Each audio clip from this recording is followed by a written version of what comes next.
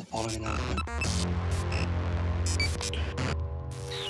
has been paid for by the WZWA Network.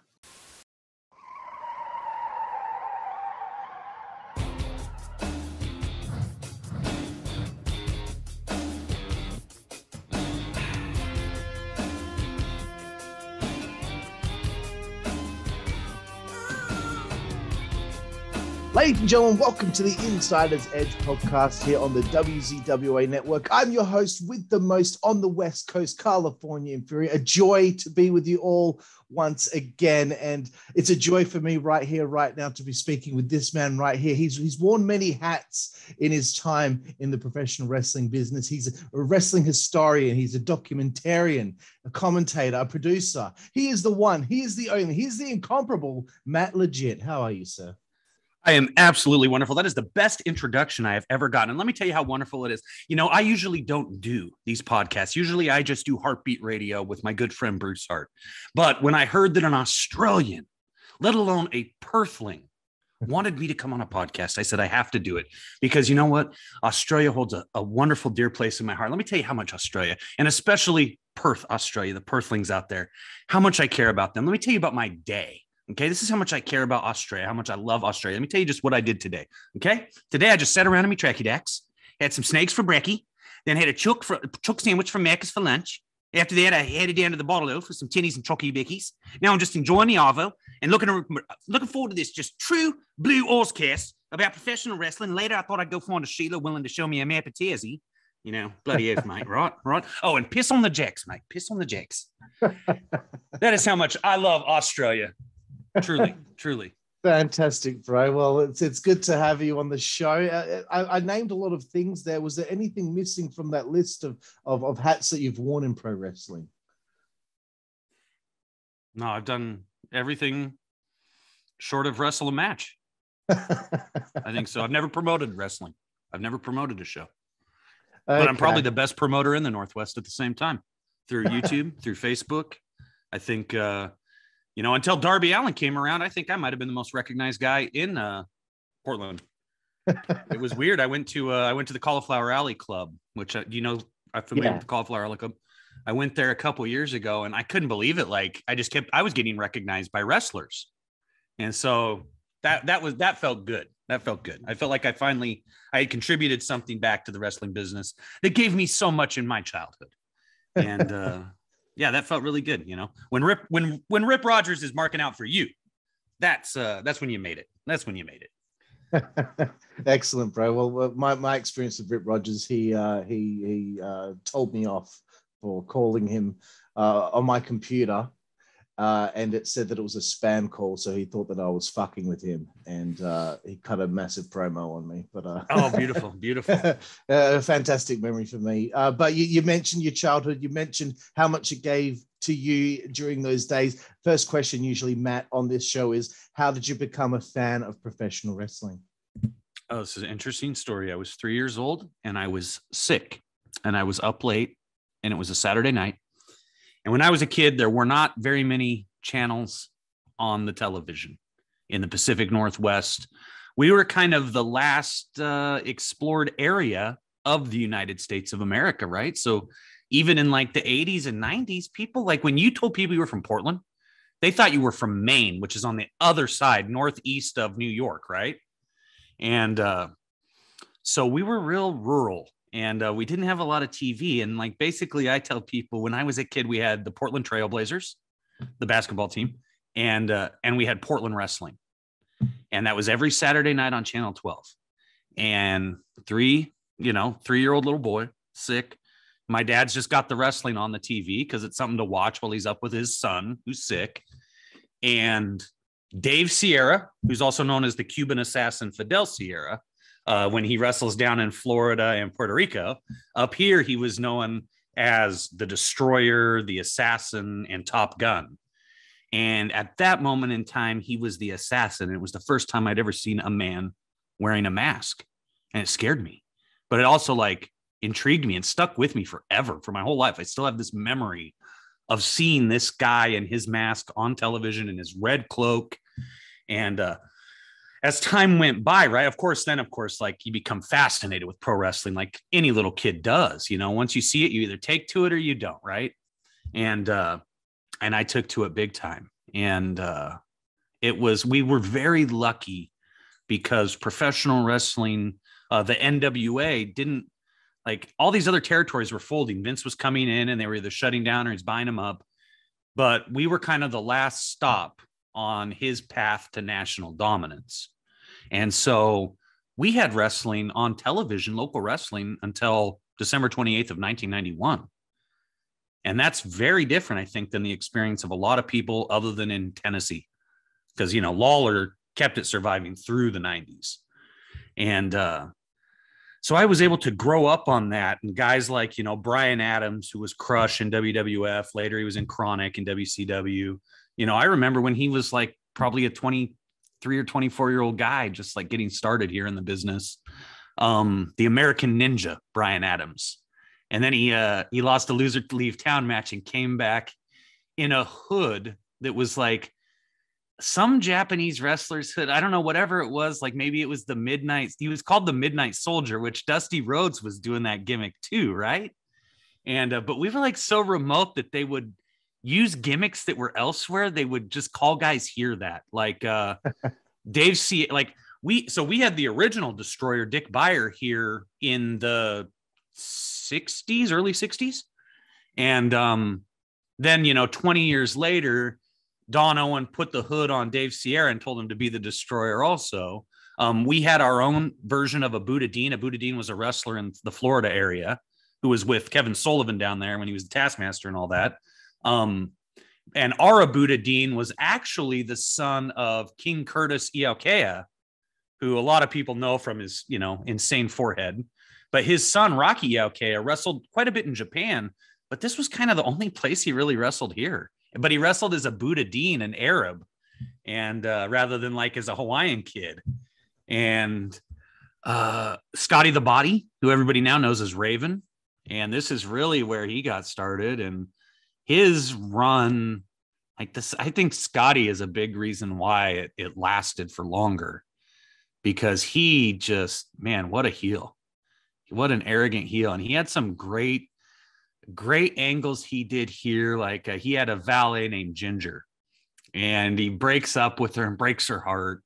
And then he like starts trying to win her back and bringing her chocolate and flowers, and then proposes to her on TV. And then they finally are going to do the wedding in the ring, and she's in there. And Steve Dahl, one of the Southern Rockers who were the big babyface tag team, he's like there as her, not her best man, but essentially giving her away in the marriage. And all of a sudden, Scotty shows up with like another broad in the crow's nest and cuts a promo on her about those flowers I gave you, those chocolates, those were just from some other broad who gave those to me that night. I would never marry a skank like you. And it was just so epic. Dave Sierra as the assassin under a hood, and then later, and then like he lost a loser leave town match and then came back under a different hood as Top Gun. And then he sold out and turned heel. And he was my favorite wrestler when I was a kid. Oh my God, it broke my heart, bro. And he lost that mask already, but then he turned and joined Scotty, and they brought in this woman in a fur coat to play Scotty's mom. And Top Gun sold out to Scotty and Mama's money, baby. Mama's money, baby. And all that stuff, I think, helped it go for a lot longer. The Billy Jack Haynes retirement angle, that's a huge thing. So like in 1988, after Billy gets canned by WWF, he comes back to Portland, and he's got like, a huge stash of cash now from his time in WWF. WrestleMania 3, that payoff was huge, so he's got this money. And instead of going back to work for Portland Wrestling and Don Owen, he starts his own promotion called the Oregon Wrestling Federation. And he starts basically buying the guys away from Don, guys that Don had given a home to for, years. And they start going over to Billy because Billy's paying him a fortune. And but Billy's also, got an abundance of coke in the back room and all this. And he opened a gym this is all out in Oregon City, which is like 20 minutes outside of Portland, right? That's where the Oregon Trail ended, was in Oregon City. And So he's got his gym and he's got his wrestling promotion. And like, brother, he doesn't like last 4 months.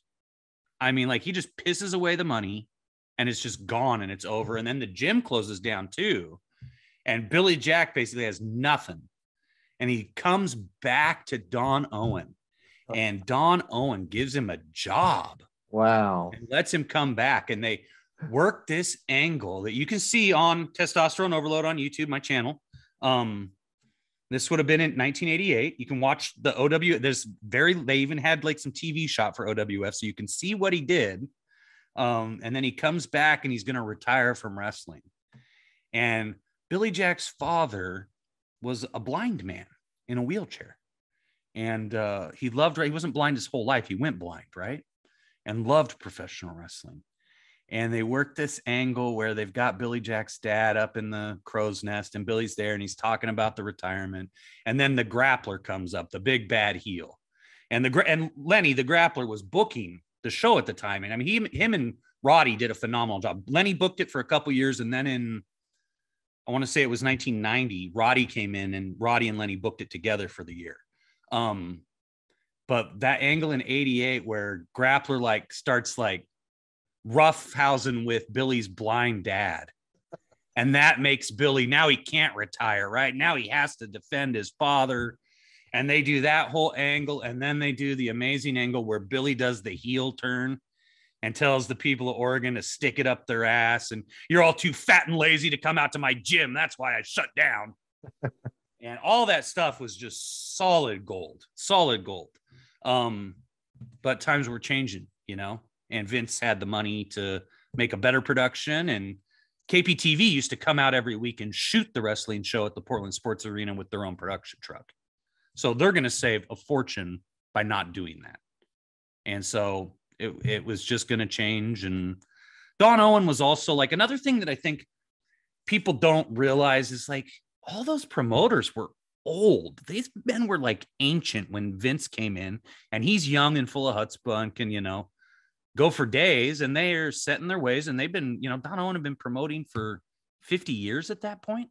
Like he's an 80-year-old man, and he was ready to retire anyway. And so, and I know Lenny, the grappler, has talked about how him and Dave and Roddy tried to convince him, like, we could keep this going. Like Vince might be able to, you know, take over the East Coast and the Midwest, but he can't be everywhere at once. And like, he comes to Portland once a year. And we could have a show here, and we could do this.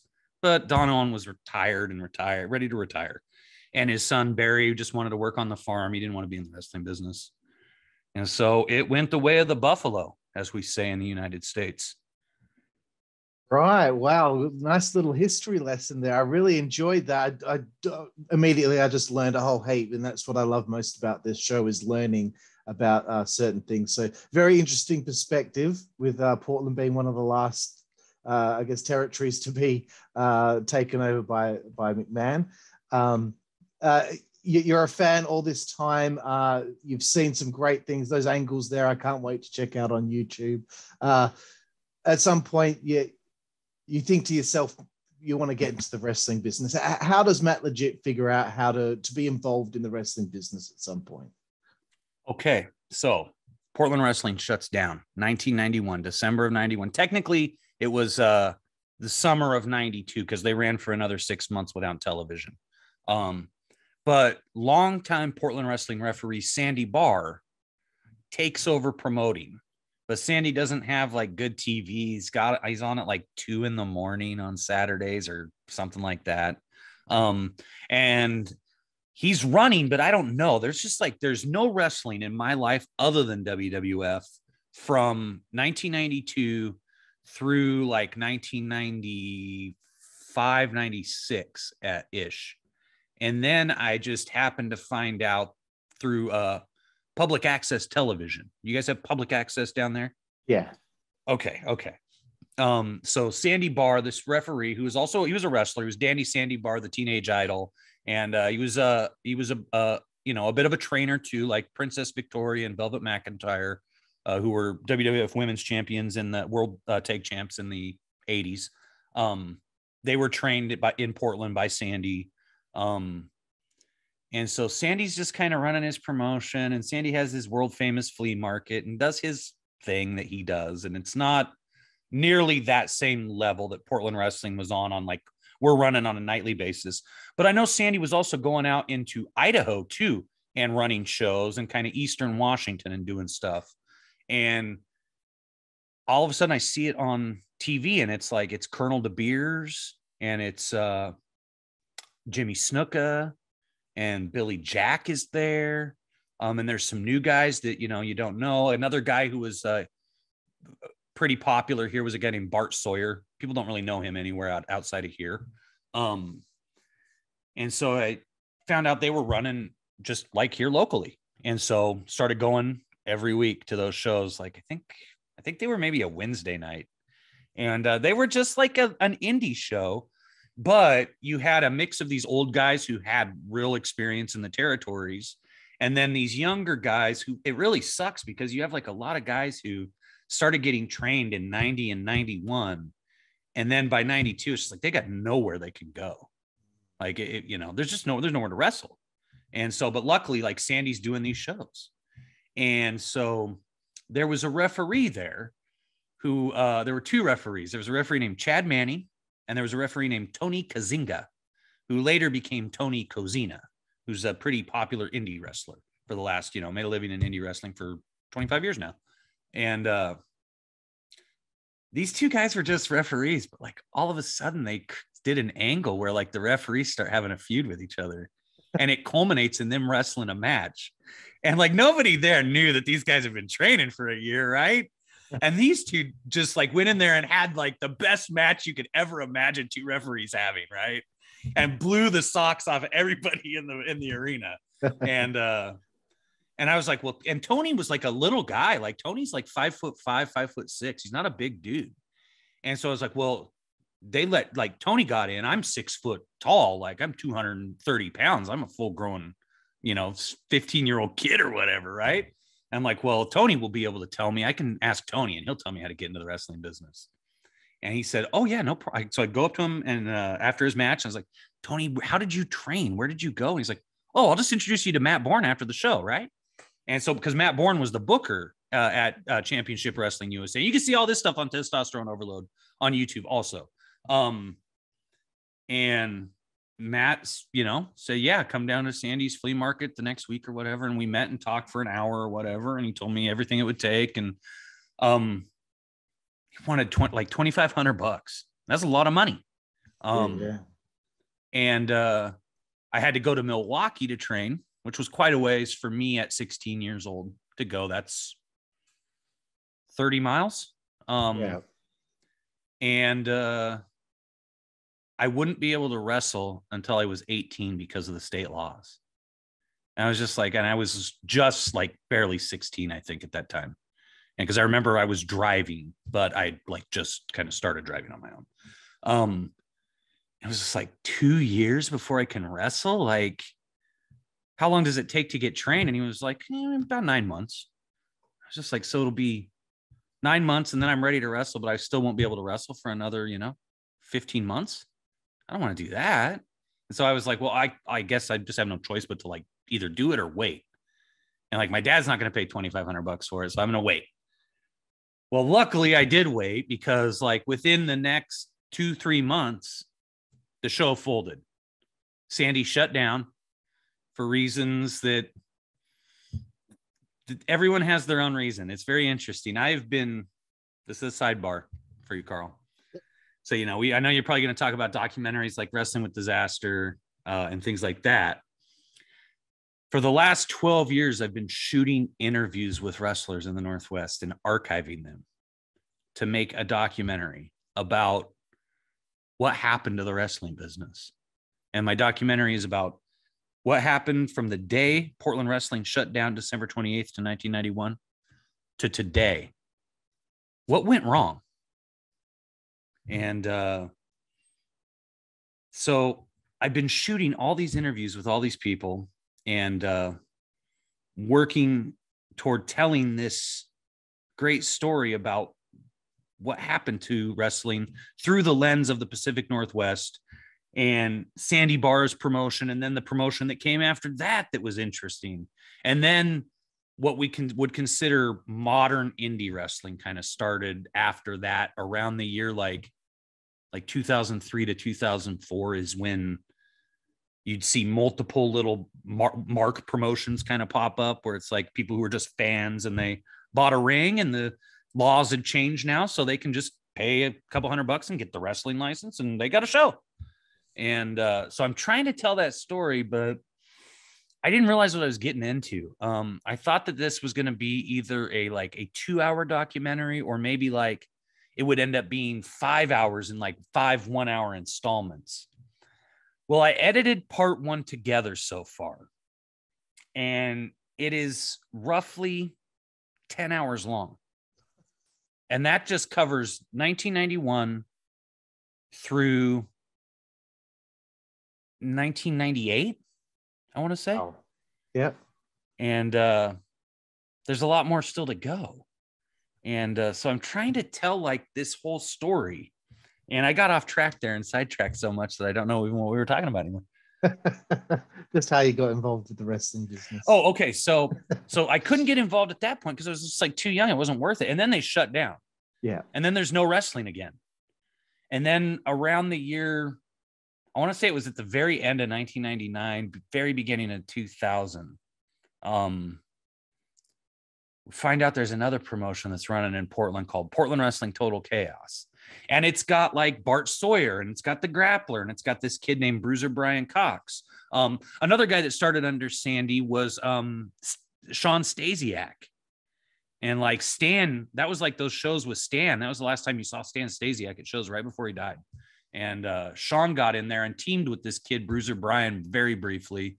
And Brian kind of stayed around here and kind of was like almost on the verge of getting a developmental thing with WWE.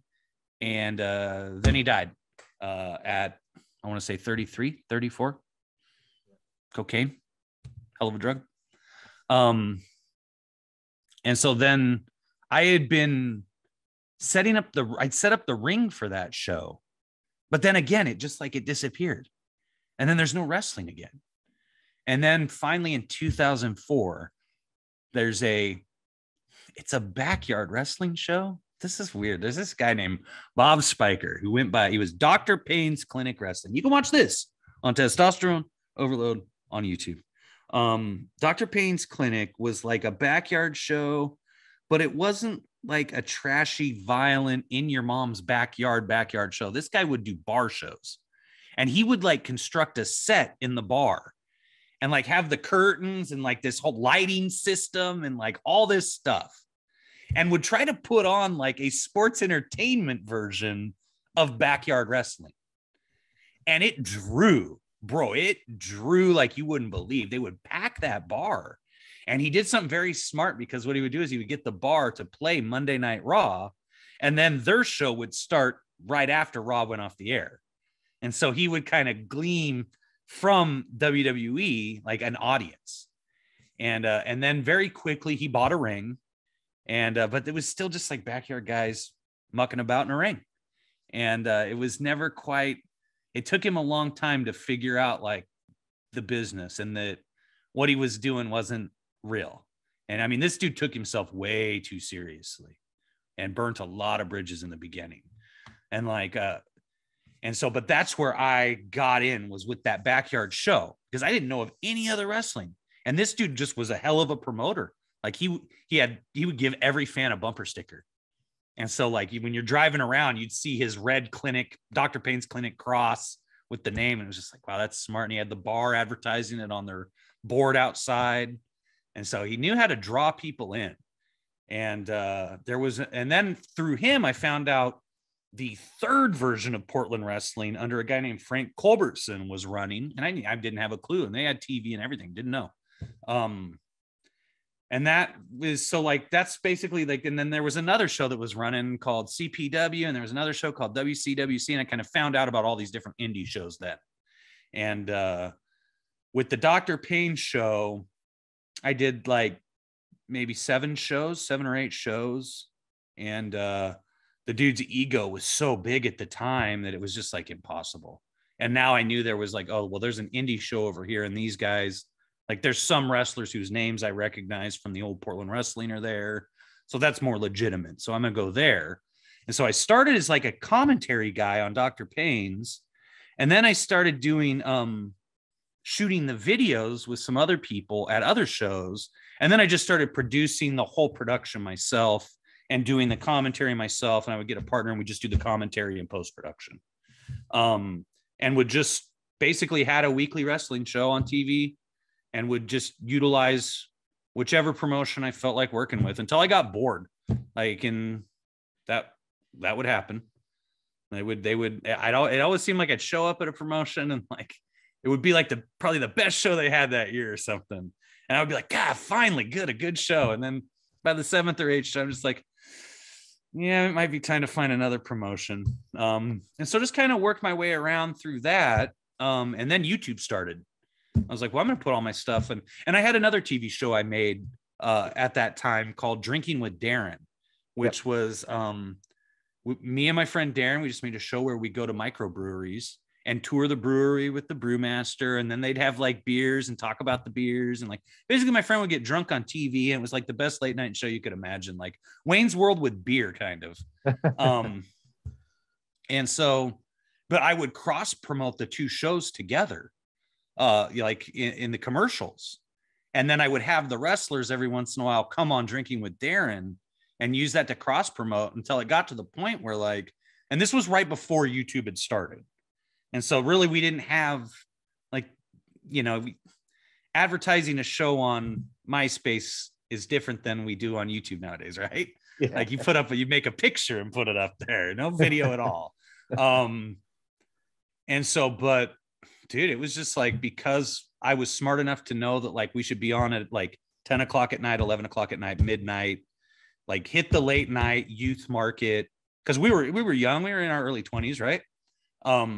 Just when are we up? When would we watch TV? Well, Saturday nights is when we used to watch TV. Like everybody used to watch Saturday Night Live. Now the world is an entirely different place than then. YouTube changed everything. But it got to the point where like Darren and people like the wrestlers that I would promote, like Buddy Highway from Wrestling with Reality or Wrestling with Disaster. You couldn't go into a bar with them and they would get recognized by people. I mean, just everywhere you go, they would get recognized. And so we knew we were doing something right. But eventually kind of Drinking with Darren ran his course and Darren wanted to go to college. And so like, we just shut the show down after a few years. Wrestling, I kind of kept doing. And then Dr. Payne, of all people, the backyard guy that nobody wanted to work with, he gets his shit together and he starts booking like real talent from California. And his show kind of becomes a mix of like the backyard guys who are loyal to them. And then like there's like guys from 2 different California promotions kind of coming in at the same time. And they're all teaching these young guys. They don't have that bias you can find in like indie wrestling. There's a lot of politics, right? Yeah. But when you bring in guys from an outside area, they don't have anything to do with that. They're just there to have a good time and make a little money and have fun. And so they're willing to teach these guys who were backyarders to help them get better. And Bobby's kind of like Dr. Payne's trimming the fat, and bringing in better wrestlers. And then he like some of the local guys finally, like the talented ones, finally start giving him a chance and start working for him.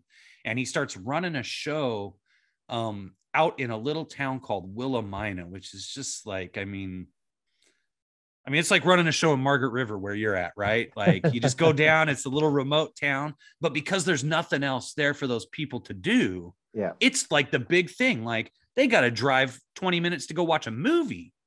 So like they got to go in, the big town that's, 20 minutes away to do that. So a wrestling show coming to town, and Bobby was real smart because he took a couple wrestlers who wore face paint and they went out there, painted up, and they went door to door and knocked on people's door and invited them to the show and gave them a flyer.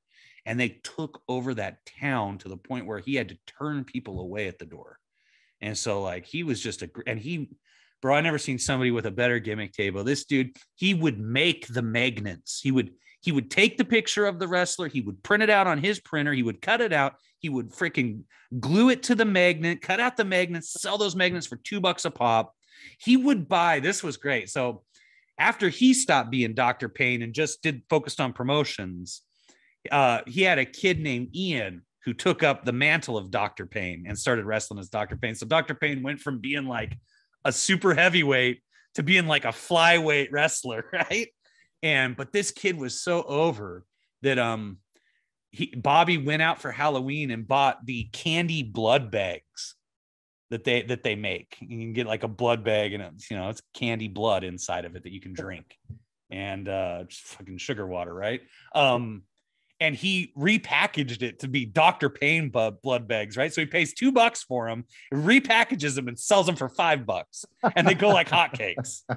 And I mean, he was just so innovative like that. It was just genius. And so he like started running really good shows, and that was kind of like the high point of wrestling around here, I think, to me.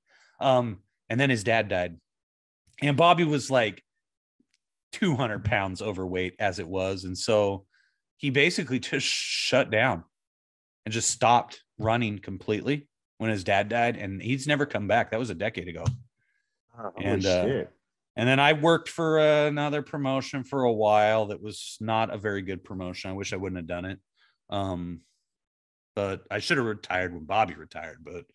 But then, like because of my hustle on YouTube and my hustle on Facebook, promoting, Portland wrestling, because like nobody knew what Portland wrestling was freaking in, 2005. Like people would clown me for sharing Portland wrestling back then because they're like, oh, Vince doesn't own it. It doesn't matter. Okay, whatever, guy who doesn't care about wrestling history. Okay, enjoy the Vince stuff. And now people know Portland wrestling really well, and that's great. And I'm very happy to have been part of doing that. And I got to thank like all the fans who archived the footage, because Don Owen never paid for footage to be archived from Portland wrestling. So all the names and faces that came through here, the Snookas, Ventura, Buddy Rose, every single piece of footage you see was taped either by Buddy Rose or by a fan with a VHS machine. Wow. Yeah. Jesus. all of it. None of it was kept.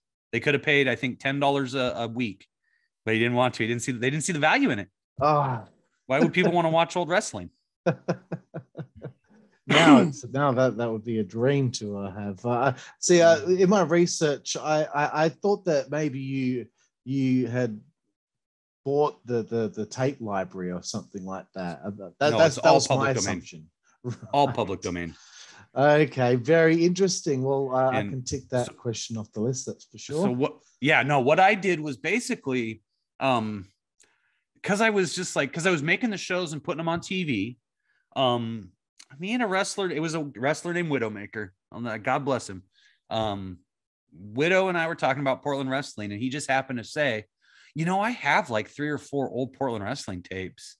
I was like, really? Yeah, I have we have a machine at the studio. I can dub those to DVD, and we could put them back on TV for everybody to see.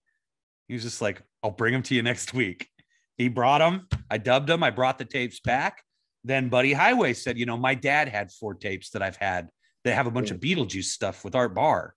I was like, give them to me, bro. I went, put them on DVD, brought them back. And then everybody trusted me because it's like, when you give him the tapes, he does it and brings them back. And then it was just more people would show up. And it's like, funny fact, dude, today I was at Walmart this very day and I'm buying a pack of toilet paper. And the dude who works at Walmart named Ray, who is a Portland wrestling fan, says, hey, what's going on with Portland wrestling? You got any new tapes? I'm like, whoa, Ray, what's going on? And he talked for a few minutes and he ends up saying, I got 4 boxes of tapes my grandmother taped off the television. Oh, shit. And he's like, I was going to work with this other guy with it, but like, he's just too much of a headache. And I was just like, well, and that guy lives in Portland. And I was just like, well, Ray, dude, like we live like 10 minutes away from each other. Like, dude, just give me a box. I'll start. Come over. If you want to come over and watch them together, I'm fine with that. I don't care. And so and there's another gal right before the whole COVID thing happened, like much like the people in Victoria, we were locked down here in Washington State for 2 years, ridiculously. But this gal right before COVID had reached out to me and said, hey, you should take my archive and put it on DVD so people can see it. And then all the stuff happened. And it's like, we got sidetracked, but I'm just like, okay, there's more footage out there to find. I'm going to try to find it. And so it's all public domain. Yeah. Because the original copyright owners didn't care about it. They abandoned it. So. Wow. That's really awesome. And then that there's potential to still find stuff, all these years later, which is really cool. This is just a question that's off the top of my head. Is there a portion of time or an angle or a period of time in Portland wrestling that you haven't been able to find yet, like your white whale, I suppose, of Portland wrestling footage? Is there something that you want to find, but you just haven't found it yet? So for me personally, okay, I got like as a historian and then personally as a fan. Personally as a fan, the angle where Top Gun sold out to Scotty the Body Raven and Mama's Money, that whole angle where he's teaming with Scotty, all I think I have is like one tag team match. And all I want to see is the footage with Scotty's mom in the fur coat and like Top Gun taking the money and just rubbing it between his fingers like a piece of shit. And like, I just want to relive that era. I've found everything else I remember from my childhood. I've even found like Dave Sierra. Like this is, the interesting thing about like human memory, right? Over the years, I had like, when I reflected on that earliest memory of Dave Sierra and his mask and his red cloak, later I thought it was the Grappler because the mask was very similar. And it's crazy, like to be going through footage and like, you're always like, you have this old memory and you wonder where it's from. And like, because, I talked to Lenny, to the Grappler, about it. And he was like, no, brother, I never wore a red cloak. No, I wasn't there in 83. That's not possible. 85, I wasn't there. And just like, I wonder what I remember, And like, you're watching this old footage and all of a sudden, like, here is the wrestler you remember. Here's Dave Sierra in a red cloak with this mask that looks just like Lenny's mask, but it's yellow. And it's just like, holy crap. Like I'm seeing this memory 25 years later. And that's really like, that's remarkable. And let's say there's like a whole generation. I don't know if they're going to have that happen because everything's so readily available now on YouTube. Yeah.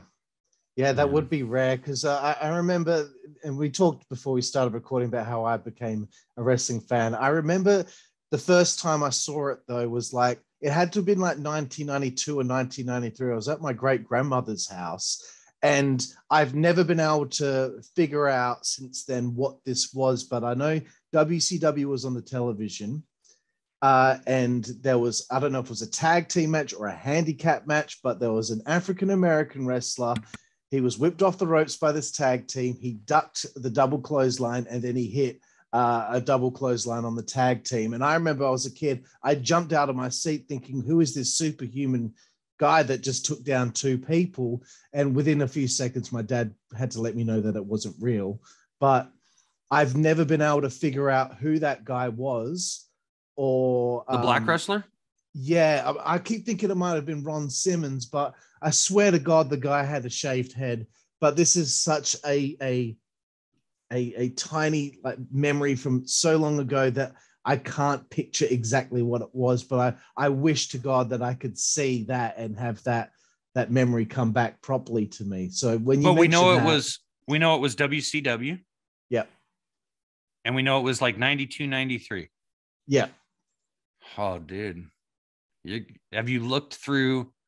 Like, I'm sure you've searched endlessly. Yeah, I've searched on like cagematch.net to see who was on the roster during those years. Because I don't know if it was 92, I don't know if it was 93, 91, 94. It had to be during that period of time when I was at least 5-6 years old. I can't figure it out. I just think it had to have been Ron Simmons. So all these years I've been telling everyone the first thing I ever saw was Ron Simmons, but it could have been someone else. Could have been Butch Reed. Could have been. That was another thought, but I can't. We know it wasn't Sergeant Craig Pittman. It was definitely not Sergeant Craig Pittman. This guy was really built. I remember he was really built, and that's not a knock on Craig Pittman's physique, but in comparison, this guy was like jacked kind of thing. Yeah. But one day, hopefully, I might sift through all of the early 90s WCW and sit through that to see if I can find the moment. But anyway, enough about me. Yes, as a historian, what really sucks is that there is currently almost no known footage to exist before 1977. Okay. Now I have a frenemy. He's being a frenemy right now. He's being very mean and standoffish to everyone. But supposedly Tough Tony Bourne, who is the father of Maniac Matt Bourne, Doink the Clown, Big Josh in WCW, supposedly Tony gave my friend Brian a bunch of 8mm reels that should have professional wrestling on them, that Tony would have had shot with an 8mm camera. And I've been trying to convince Brian, let me have them. I have an 8mm projector. We can play it. We shoot it on, we play it, we project it on a wall, and then we record it with a digital camera off of the wall. And then we've got it. And like, you don't have to worry, because that film's going to degrade, like film, even in excellent condition, like 100 years. Like, you got to be, yeah, man, that's not good. And I think there might be some other footage out there at a deceased wrestler named Dutch Savage's house. I kind of recall seeing what looked like film cans in his closet when we were visiting once. And that would be like the archive. There's a guy named Kevin Orcutt who has a YouTube channel that nobody knows about. And he has a ton of like random old 8mm footage of Portland wrestlers, though I don't know if it's necessarily the Portland wrestling promotion. It could have been like for Harry Elliott, who promoted up in Seattle, or it could have been stuff that was maybe shot in Idaho. I'm not really clear. It's a lot, though. It's a lot. It has no sound, of course, because it's 8mm and they don't record audio. But just to see like old wrestlers, like there was a huge guy named Beauregard. Like that would probably be some of the biggest stuff. Beauregard was basically like the biggest heel of all time that no one even knows about. And this dude had a tag team partner called the Claw, who wore like these really crazy masks. And Beauregard once went on television and told kids that for Easter, the Easter Bunny wasn't going to show up because him and the Claw found the Easter Bunny last night, and the Claw gave him the claw and whatever, right?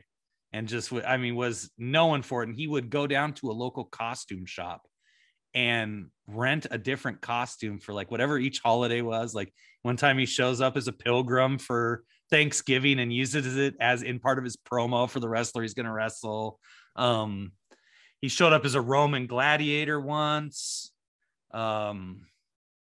He is actually, I think, might be the first wrestler to ever release his own album. And he has a song called Testify that you can hear on YouTube. And that guy was just like so ahead of his time, and nobody even knows who he is hardly outside of Portland. And there's hardly any footage to see of him, hardly any pictures, because we were so remote. There was no one, shooting our promotion for PWI. And so pictures are kind of hard to come by. What else? So another big one would be to find some footage of like Luther Lindsay. Luther Lindsay was like one of these, one of the first black wrestlers to break the color barrier. Luther Lindsay was our first heavyweight champion in Portland. He was the first African-American, I think, major singles champion in the NWA. And out here, he was like holding tag team gold with white guys like Pepper Martin. And that yet when he'd go back to places like Kentucky, he was the Negro champion and could only wrestle Negroes. You're not allowed to wrestle a white man. And so like to be able to see some footage of him from back then would be amazing, because I'm like fascinated by that guy, because it's so weird. Because like when I was a kid, my dad and his brother, my uncle, would always talk about when they were kids and going to Portland wrestling, would talk about all these wrestlers, and they'd always talk about Luther Lindsay. They loved Luther Lindsay and Shag Thomas. And it wasn't until I was like 25 years old and like we finally had internet, that I finally saw pictures of them. I'm like, well, they were black guys? I didn't even know. Like, and then I like start hearing the story and looking into it, and it's just like, holy crap, like they weren't even allowed to wrestle white guys, like when they would go to the South. And so it's like, it makes sense why they were here and why like Luther Lindsay was up with Stu Hart in Calgary. Like, yeah, if you got to deal with that in the South and in the East, why would you not stay in the Northwest, not stay in Canada and wrestle? And so that's like really fascinating to me. I'm not like a woke person in any way. Don't get me wrong. I just find the history fascinating, and that idea that like you're, you know, when you're on this part of the country, you're just like free. And when you're there, you can't even be in a ring with a guy that's a different color than you. How weird. Yeah, that I never even heard of that until you mentioned it. So that's something else that I've learned here today. It'd be cool to find like footage of Destroyer Dick Beyer, because like this was a stop for him. Like when he was going over to Japan, he would wrestled here for a few months. Pat Patterson, this is one of the first places he had a huge feud here with Pepper Martin. Nobody even knows anything about that. Mad Dog Vachon, when he wasn't in Quebec, he wasn't in AWA, he was in Portland Wrestling. You know, held the belts here multiple times. Gorgeous George got his start here, became gorgeous, first dyed his hair here, first started throwing the bobby pins to the crowd here in Portland. And there's a huge history here that people don't even know. I mean, we could go into the past, you know, the little demon Joe Acton, the first legitimate world wrestling champion of all time. He was the champion from Britain, came over to the States, became the champion of the States. So became the first world catch as catch can champion. When he retired, he taught wrestlers at the Multnomah Athletic Club. He's buried here in Portland. After that, you have, Frank Gotch. This was an area that Frank Gotch barnstormed after he got done in Alaska. I don't know if you know the story of Frank Gotch portraying Frank Kennedy. He went up to the Yukon, which is Alaska, and he went by the name Frank Kennedy because he knew he wouldn't be able to get anyone to wrestle him if he told them he was Frank Gotch, because everybody knew who Frank Gotch was by then. And he went up there, and I think he made like $48,000 over the course of just a few months, which, think about like 1908, how much that is. And like $1 million, right? And then he barnstormed the Northwest, was one of the territories that they started barnstorming. And Dr. Benjamin Franklin Roller, Dr. BF Roller, was a big name out of here back then. He was an American champion a few times. I mean, these were all like legitimate shooters. And so, I find that very interesting, because Dr. Roller was kind of one of the first guys to like learn the art of faking an injury. And Roller was like, actually would fake an injury, and he would lay there. He wouldn't move in the ring. And like they would take him to the back, and he would lay in the back and not move, so that everyone thought that it was real. And he could go out and talk about the injury he had sustained, because he was a doctor. He's a very eloquent man, and people would buy it. And but he was also a professor at the University of Washington. I believe botany was what his doctorate was in. And then after that, you have another big name was Robin Reed, who is probably arguably the greatest wrestler in history. He was undefeated, went to the Olympics, won gold. And there's a legendary story about on the boat on the way over to Europe, while they were all on the boat, every single wrestler and all weight classes, they held a competition. And Robin Reed, who was only like 130 pounds, he beat every single wrestler on the boat going over, and is like literally the greatest wrestler of all time legitimately, and then got into professional wrestling because that's what you did back then. Kirk Douglas, the actor, Michael Douglas's father, Spartacus, Ben-Hur, he was a wrestler. He wrestled with Lou Thez for like a year. Right. And the history is deep there. The history is rich. And then, you get into the 70s and 80s, and now you've got Ventura and Snuka and all these guys coming up in Portland and going on to change the world. Okay, I'll shut up now. Now your turn, Carl. Excellent stuff, bro. No, I was really interested to hear about some of the footage that you're hoping to find, and I really respect and appreciate the fact that this is something that means a lot to you, to ensure that this stuff doesn't just get lost through the sands of time, or however you want to describe it. I think it's a really good thing that you're doing, and it's important because there's so much footage that the WWE own now that I still can't see, that I still can't get access to. Yes, you can find a lot of stuff on the internet, but it is frustrating that there is a lot of stuff that still you can't. If they've got it, but they just haven't put it all on their network. But one thing I wanted to ask about when it comes to WWE is, through my research, I saw that you received a 12-cent royalty check from them. Do you ever bother cashing these, and what is this for? Of course. Well, that's just the big money. That's the big money. No, that's because I bought some stock on the first day. You paid dividends right there. That's dividends. Fantastic, bro. Okay, I need to start talking about Wrestling with Disaster. I've watched it twice now. Oh my God, the whole thing? The whole thing. Although Did sometimes you give it a thumbs up or a thumbs down? Sometimes I do a skip through a corpse interview because I just want to get back to the disaster. But I think if I cut out the Corporal Robinson part, like, it would be a much more mainstream documentary. But me and my friend Adam Blast, he's got a YouTube channel where he likes to put a lot of stuff out as well. We've become quite big fans of the show, the documentary. We quote things from the. What do you quote from it? Tell me about it. Well, I should have got Buddy Highway on here. Well, we always call each other sir. Okay, sir. I understand, sir. We love that. We also love.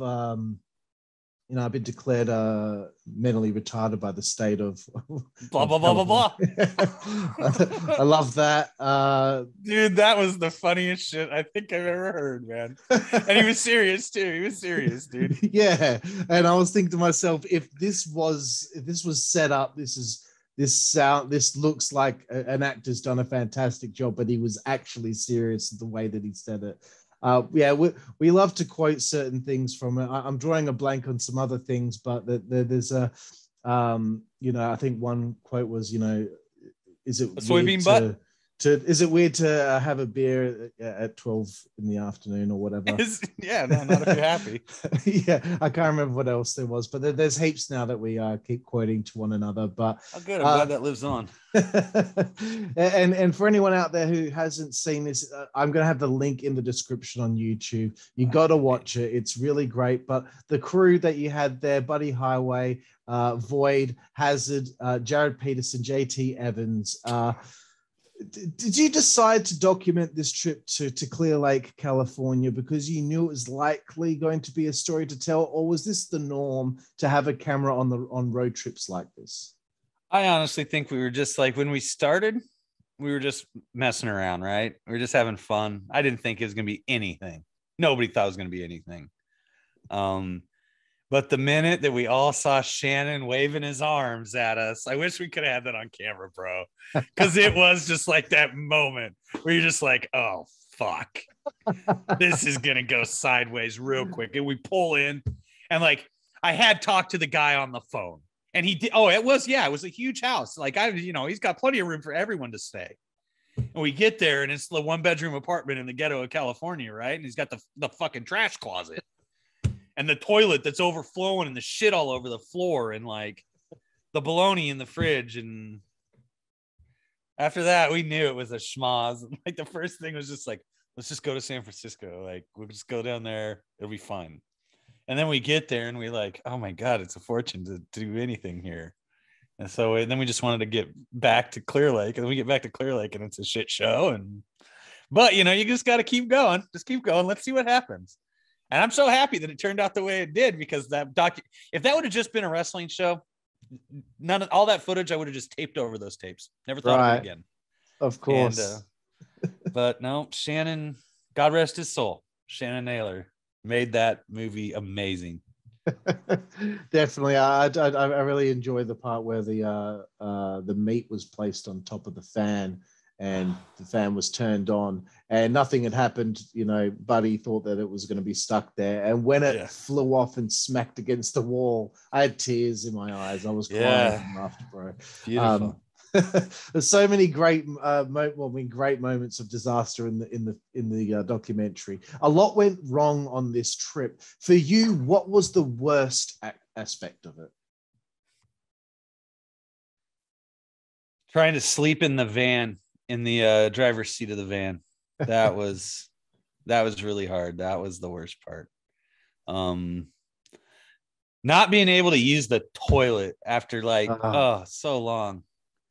Just that was hard. But no, it was all worth it because we had such a great time. Once the show was not gonna happen, it was just like, okay, let's just go get drunk and have fun. Nice, bro. When it comes to Shannon Naylor, I just wanted to know, when you got to that shithole of a house, you know, there's garbage in the closet. I don't want to. There's garbage in the closet. He's mentally retarded according to the state, so of course he's got the garbage in the closet. That makes sense. Did you ever have a conversation with him about the fact that, you know, Jesus, bro, you promised us this massive house and we've got, I don't know, 6, 7, 8 guys staying in this little shithole. There's shit all over the floor. Do you have a conversation with him? I don't believe that I saw that in the documentary about did anyone say anything to him? Look at what you've given us in comparison to what you promised us. We shook him down for the money because we knew we better get the money before any other wrestlers show up. We're gonna be fucked. We're not gonna get home. And so we got all the money, and we're just like, screw it, you know. And I will say, like, you know, Too Tough Tony, I'm sorry, but I had to lie to you because you guys were gonna try to take the money from us, and I wasn't gonna let you take the money no matter what. But I also didn't want to be in a fight, like a real fist fight with him over the money. So I just told him, no, he didn't get any money. No, Shannon's lying. It's like, no, we need the money to go home. It's a long way. He's got friends. He's got friends in Insane Clown Posse. He could call for a freaking ride. We had to get a rental van home. That's it, bro. So do you have down the granny tranny? Do you have a personal highlight of the trip? God, that whole thing is just great, man. That whole thing was great. I really am proud that we invented the triple high five during that late night in San Francisco. The invention of the triple high five is fond memory. Yeah. That whole apartment, just the Buddy in that video, Buddy cracks me up. Like, Donovan Etzel, aka Buddy Highway, is one of the funniest people I know. And like, he has a good personality. So even when shit's going wrong, like, you got to, like Marilyn Manson taught us in the early 90s on his lovable children's album, Portrait of an American Family, fail to see the tragic, turn it into magic. And we turned it into magic with that documentary, I think. We did have a moment where, like, Jared had a little bit of an issue in the van for a minute. And we all kind of got in a fight for a few minutes. But then, like, that's why I picked up the homeless guy. Because you didn't really see it, but there was a bit of a blow up between everybody. Right. And I was like, we're going to pick up this guy and have some fun. You know what? That homeless guy I thought he was a really nice guy. He's a really cool guy. I wish I could have got on camera. Buddy still in the little tiny plunger from the bathroom and smacking JT Evans in the face with it. Let me give an update on all these people, right? So Donovan Buddy Highway still wrestles. Buddy Highway is still a rapper. Void has moved to Wyoming. I think he does do a little wrestling out there. He is still just absolutely the most Ron Paul of the Ron Paul supporters. He is Void Paul. JT Evans, if I'm not mistaken, went to prison for a few years for white slavery. That's Pimpin' Hose. That's called Pimpin' Hose. Really? He was the player JT Evans, and it turns out he was the player JT Evans. I don't know the whole story. Don't quote me on that. JT, if I'm wrong, I'm sorry. I don't know the whole story. It's just what I heard. Who else was in that? Jared is still alive and kicking. He just spent like the last 2 years basically just living off of Bitcoin. and playing pool and drinking every night, I think, and enjoying his life, and just started going back to work at a car lot like a week ago. Matt Legit is still doing his thing. Went on to co-host and produce Heartbeat Radio with Calgary's own Bruce Hart for a few years. Made some other documentaries that are really good. Wrestling is Love. That's much more of a personal thing. Did the amazing Billy Jack Haynes Stone Cold Steve Austin official fight challenge. Have you ever seen that, Carl? No, I have not. No. Go watch it right now. Watch it for the people right now, and we'll talk about it. Okay. It's only like a minute and a half. You're gonna shit yourself, Carl. This is the best thing I've made since Wrestling with Disaster. I got so much heat for it too, bro. So much heat, dude. But I just figured, like, Billy showed up, he went crazy. Like, I'll mute myself so you can just make a reaction video of you watching this shit show I put together. Okay, Billy Jack versus Stone Cold official challenge. Yeah, I'm gonna go heat my coffee. I'll be right back. All right, bro. You're right. You're back there, bro. I'm back. Excellent. I did watch it. Very good. Very good stuff. I didn't expect that, you know, and I my thought was like, I'm just going to make another really nice little documentary like I made about Paul Orndorff and Diana Hart and all this, right? And instead, Billy shows up with like this idea that he wants to like challenge Austin to a fight. And like, I'm not interested in that at all, but it doesn't matter what I ask him. Like, he just keeps going back to it and going back to, and it's just like keeps doing it. And so I'm talking to my friend Kelly Schaefer, who's the subject of my second documentary, Wrestling is Love, who was trained by Billy Jack, right? Because he was there for all this. Yeah. And we're talking about it afterwards. I'm like, I don't know what I'm going to do with all this freaking footage. Like, he's just being nuts. And he just like, we're joking around and he says, so Carl, have you ever seen this video online? It's a Lex Luger, Billy Jack Haynes, like, I know, I don't know clinic, where it cuts, it's like freaking half an hour of cutting back and forth between Lex Luger going, I know, or I don't know. And then it cuts to Billy Jack going, I know, I don't know, I know. And he goes, you should just do that with it. And so I was like, that's a freaking great idea. And so I just put together the most insane thing I could think of. And oh my God, people were so mad. People were so mad about it. And it got even crazier than that. I have another documentary that I'm not sure what to do with, because Billy talks like when we were together, a couple days there. He like tells this story about his real dad. Like I was talking earlier about his blind dad in the wheelchair. Yeah. So while we're talking, he on camera, he tells me about how that wasn't his real dad. His real dad was a boxer named Willie Penland, who was murdered in his house in North Portland in the early 80s. And like Billy had this binder, like a 3-ring binder with him. And in that binder, he had all this different information laminated, like that picture he has of Jeannie Clark that he's holding up in that video. Yeah. That was in this binder. And it says like Jeannie Clark, ex-wife. And he's got the marriage certificate, his birth certificate, information about his mom. He's got this information about this guy, Willie Penland, and it's his like dad. And it's like he carries this with him everywhere. So if he dies, people will know who he is and his story and who he's related to. And so like, that was the only reason I took it serious. And I went home and I started looking into this Willie Penland, who was murdered in North Portland.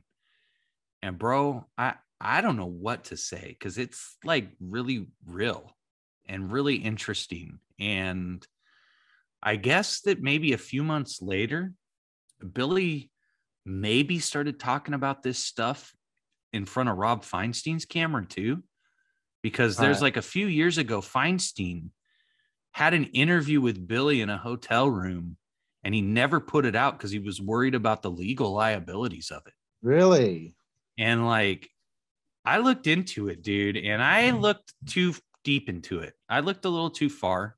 You know, Billy was almost murdered back in like 2003. Somebody like tried to stab him to death in his van.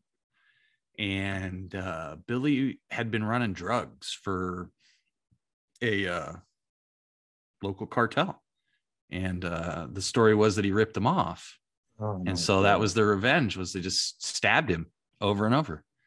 And as I dug deeper and deeper into all this stuff, I was just like, this is not good. This is probably not good. And started calling around to try to get more information about like all this stuff, and called the Portland Police Department to ask for like, how do I get this information?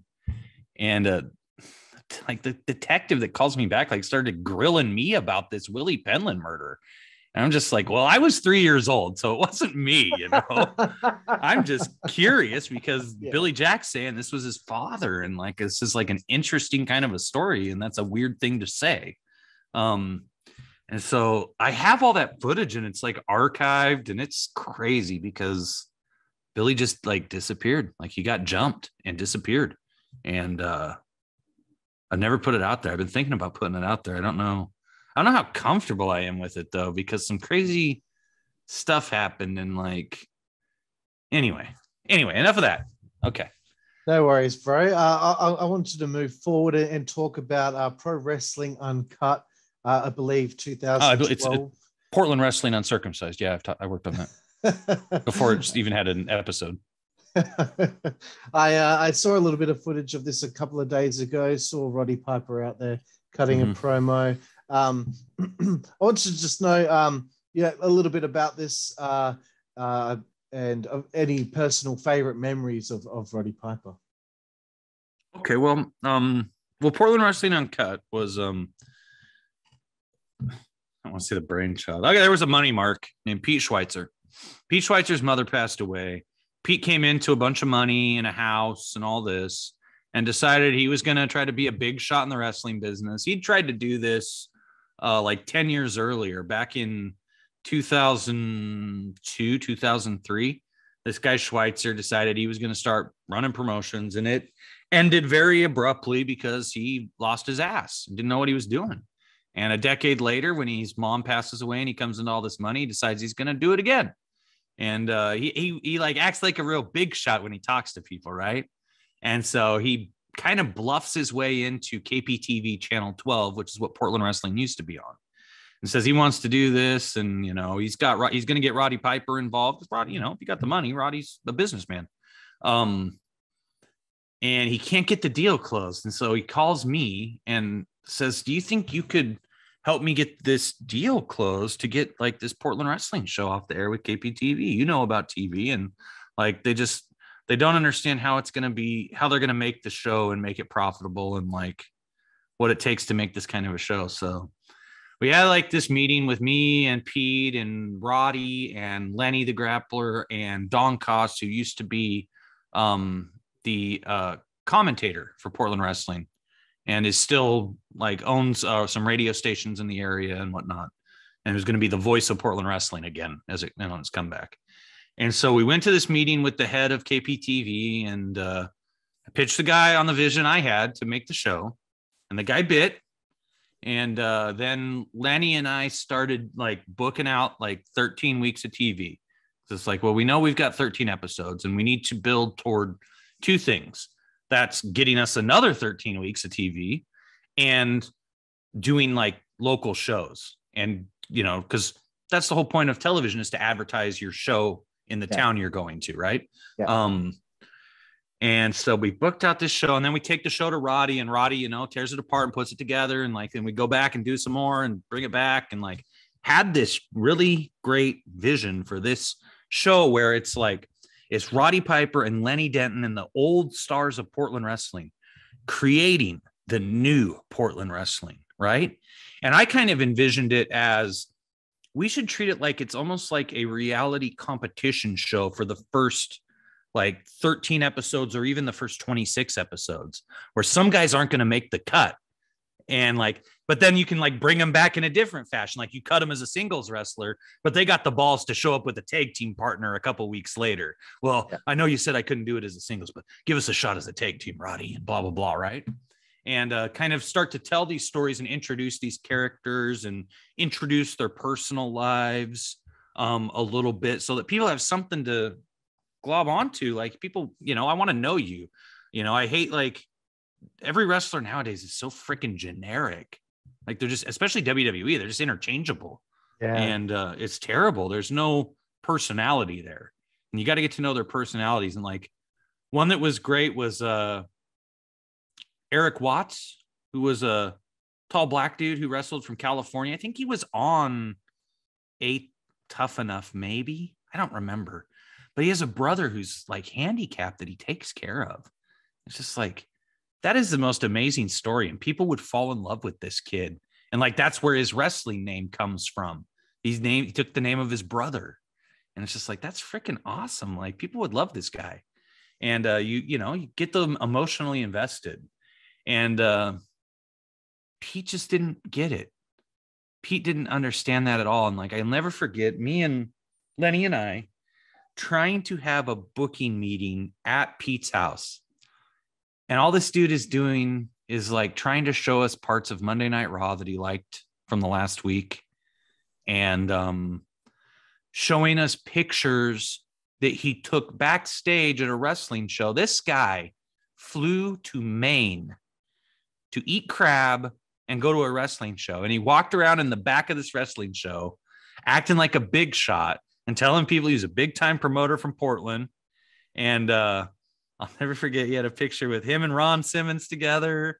And it's like, oh, you're taking pictures in the back? No, you're a mark, bro. And all he wanted was to book Shane Douglas. Well, Shane Douglas gave me his phone number when we met out there. And like, he's my friend. I want to book him. Just like, oh no, we're in a lot of trouble here. And Pete kept stalling me out on a contract. And it's just like, you want me to, like, I'm writing your show, I'm producing your show, I'm going to be directing your show. KPTV doesn't know how to make a wrestling show for nothing. Like, these people don't know anything about wrestling. You got to have somebody that understands it. And then Pete like claimed that he was going to talk to his attorney, but his attorney was out of town for the week. He went on vacation for the week. And then like 3 days later, he brings up in conversation to Roddy, yeah, I'll call the attorney after we're done here and talk to him about it. And I'm just like, I thought the attorney was out of town for a week and that's why you couldn't get me the contract. And basically it turns out Pete was trying to just get me to work for free, teach them how to make a wrestling show and then leave. And it's just like, well, I'm not going to do that. Why would I spent years like developing this skill. I don't give it away. Yeah. And I'm not asking for much here. Like I'm just asking for fair compensation for the work I've done so far for you. Like I'm taking days off from work to help develop your show here, bud. Yeah. And that really sucked. I think if you watch that show, you can see that it sucks. It sucks. The crowd is non-existent. Like it's literally, I mean, they're lucky if they can get 20 people in the crowd. How's that? You got Roddy Piper. How are you drawing 20 people, you know? And, but every step of the way, the only thing Pete wanted was a match between Matt Bourne and Shane Douglas. And he got that match. And during that match, it was also, they did like the canned food drive where you bring a can of food, you get $2 off or whatever, right? One of them picked up the can of food and threw it at the other one and it missed and hit a kid in the face. God. But I'll say that was probably the best match, the last great match Shane Douglas and Matt Bourne probably ever had, separately and together. And so it just like, it lasted like 9 months. Pete lost his money. He lost the house, had to sell his house to a friend. Yep. I think like was living in his van for a while or some shit. This guy brought in the Nasty Boys for a triple shot weekend, paid them like $7,000. Fuck.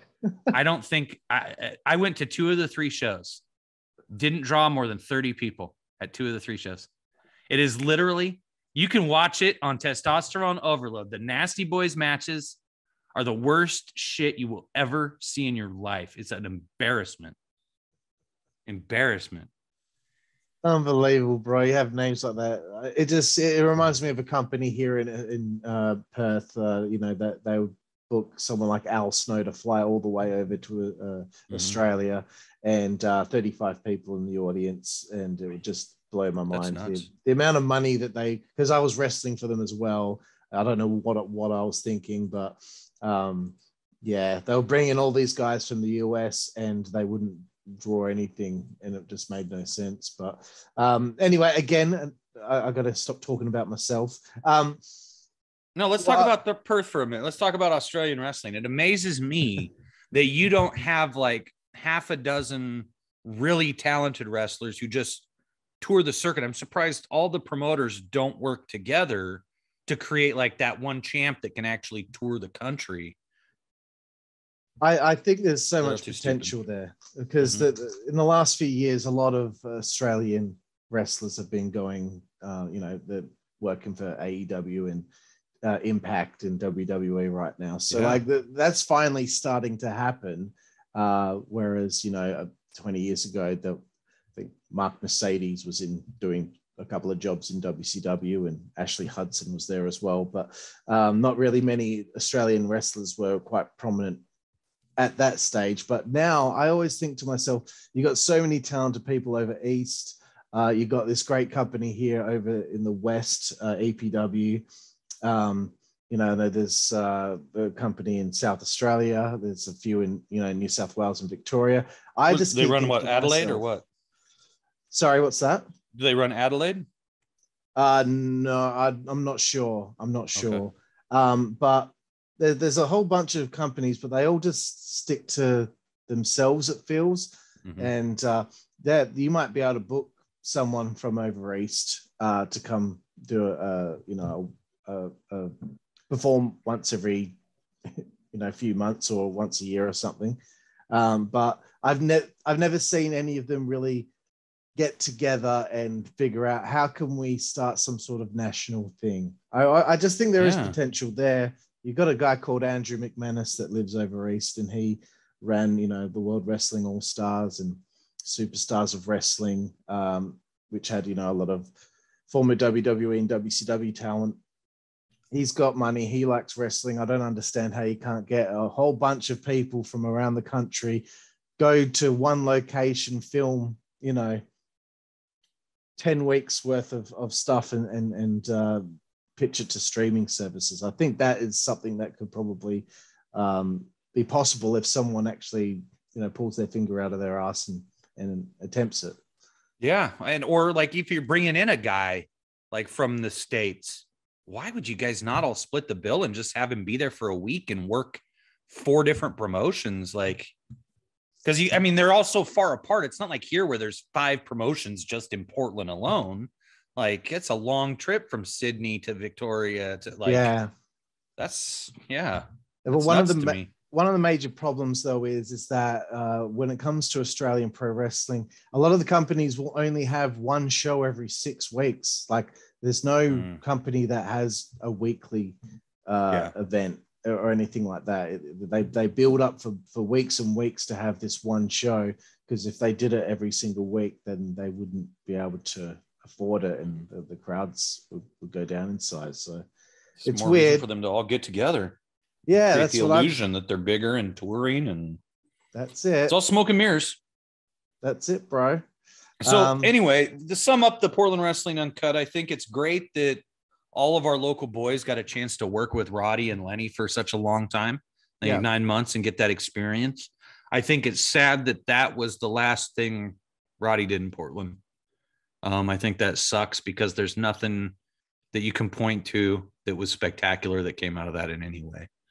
And that could have been a show that was special and different, and people would have been drawn to that in Portland if Pete would have focused on running the little towns, because it's probably very similar to living in Australia, where like if you live on the west coast of the United States, you have one major freeway, one expressway that just goes from Canada all the way straight down to Mexico.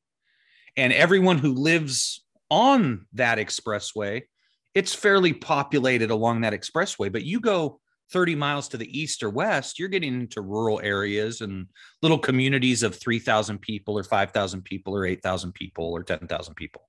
And that's fertile land for pro wrestling. And everybody wants to be in Portland for some reason, even though they haven't been drawn in Portland for 20 years. And even though they know if you just go that way, go out and find a town and work that town and just keep coming back and get them coming in and go knock on the doors and hustle. And nobody wants to treat it like a business anymore. All the marks you got in the business don't know that it's a business, and they don't know what that even means. I think like their business is whatever they do the other 5 days of the week when they're not pretending they're in the wrestling business. And I wish that would change. And maybe it is changing. I don't know. Maybe I should come to Australia and open up. That would be cool, bro. Well, thank you for the story there about Portland Wrestling Uncut. It's I just wanted to know a little bit more about that. We're getting toward the tail end here, Matt, of this interview. I wanted to ask you what you think of the current state of pro wrestling. You mentioned this 10-hour part one of this documentary of what happened to pro wrestling. I would be very interested to see that. But what do you think of today's wrestling? And I don't really know. Okay, yeah. So I am going to make the world's longest documentary. I've already looked into this with Guinness. I am going to turn this into the world's longest documentary because I still have like that 10 hours. That's part one. I still have 50 hours of footage that I have not cut together. So there's still a lot to go. Man, it's a real weird time in wrestling because if you're not a longtime wrestling fan like yourself, Carl, and you look at it, it seems like wrestling is in really great shape. We have WWE, NXT, AEW, Ring of Honor's coming back. We have Impact Wrestling. We have MLW. What else do we have? I know there's another one that's like pretty popular. That NWA. And no, one that's really pretty popular. No, there's one that's on Peacock that like maybe that's not a current show though. Not WXW. I don't know. I can't think of all of them, but it seems like you look at it and it's like, wow, like this is a lot of content, but it's certainly not the pop culture phenomenon that it was in the 90s. Yeah. And I attribute that mainly to WWE. I think it's fairly common knowledge that Vince's goal is to make WWE the star. And that's why you don't see like these real superstars like The Rock and Stone Cold were. They become harder to control. I think CM Punk is like a great example of that, where, you know, that's a guy that can't be controlled. He's going to do what he wants. But I think he might be the exception. I think that a lot of people get into the wrestling business because they want to do that. They want to be like as big as they can be. They want to go on to be a movie star. Yeah. And it's weird because Vince owns his own movie studio. Why would you not be trying to make the biggest stars possible? Why? Yeah, it makes no sense to me. And I first really noticed it when they didn't let Bray Wyatt end the Undertaker's streak. Yeah. And like Brock Lesnar gains nothing from it. Brock Lesnar has already been a UFC world champion. It does nothing for him. Yet it would have turned Bray Wyatt into the next Undertaker, and he could have gone 19 years and not lost. And I think they screwed that up big. I think they kind of screwed up the Shield. I don't know all the politics there, but it seems like Dean Ambrose could have been a lot bigger. Maybe it's his demons are the problem, but like it seems like every time they have something going on that I'm interested in watching, within just a matter of weeks, they screw it up or they cool the jets too quick, and I lose interest. And so with WWE, I think the best thing WWE could do is probably hire somebody like me and pay me to tell them the truth. I think a big problem they have is, this is like one of the things that's talked about in that Pat Patterson documentary on Peacock. You guys don't have Peacock. I understand that. I don't know if you've been able to see that documentary. I have. Yeah. Okay. Pat was the guy that always told the truth to Vince. That's real shit, Vince. Who's doing that now? Like, if you don't have someone that's doing that, like that is why the product is in trouble. Mm-hmm. Because like, if you say that, the politics say you can't, like, you're going to get in trouble. You're going to get fired. You know, if you just want to be surrounded by ass kissers, the product suffers. And now they've had their best year ever, but I'm going to attribute that to two big things. Number one, Saudi money. And number two, when you cut half your roster, you save a lot of money. And so I think that and it was smart. Don't get me wrong. It was smart for them to set themselves up to have that appearance of our best year ever on paper. That looks good. That looks great. But you watch the product and what is it? I don't even know what it is. I never thought, you asked me, if you would have asked me before this year, no, women don't belong in the wrestling business. Occasionally there's an exception. Occasionally there's a Thunder Rosa. Occasionally there's a Natty Neidhart. Occasionally there's a Sunny. Sunny's not a wrestler, but Sunny knows her place as a manager. Occasionally there's an AJ Lee. She shouldn't have been a wrestler, but as a manager, she knew her shit. But overall, I would say no, women don't belong in the wrestling business. But I'll tell you what, the women are the best part of WWE, hands down, in my opinion. And that's nothing against the male wrestlers. It's just nobody's booking them anywhere appropriately. I don't know who's a star. It seems like every match is 5 minutes. That Elimination Chamber was a joke. God bless Austin Theory for I love that kid.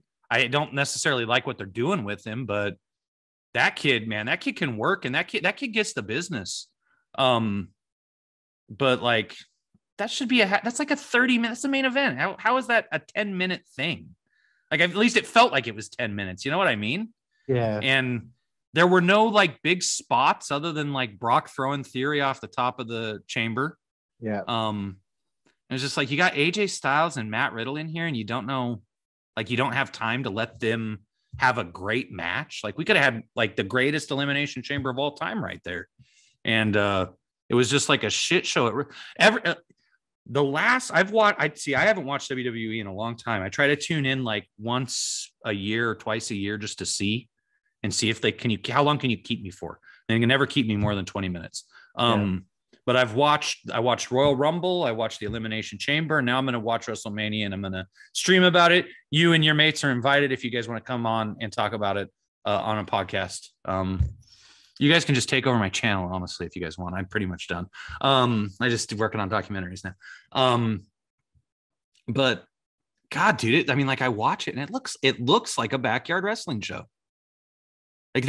What's his name? Not Happy Hogan. I know that's not his name. Happy Corbin. Good Lord. Why is that guy dressed like a backyard wrestler? Oh, I don't know. It does my head in. I'm flabbergasted. It looks like a backyard show. And I'm just shocked by it. I don't know how far they've fallen. And the women, I think it's TJ runs the women. Man, he's doing great. I just can't believe it. But it's it was real interesting at the Rumble. I was really happy because you saw all of the divas make their comeback, right?